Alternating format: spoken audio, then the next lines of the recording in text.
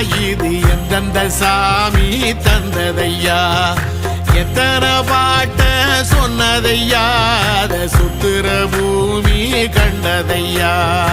அடிச்சு வீசும் காத்துலையும் அந்த தகப்பனாச சுத்துதையா பிடிச்சு பூக்கும் விதையிலும் ஒரு வம்சத்து கதையே உள்ளதையா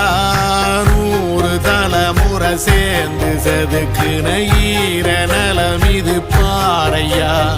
வாழும் வரையிலும் நீயும் விதைக்கிற கடமை இருக்கு கேளையா கோடி விளக்காயேந்தி கிடந்த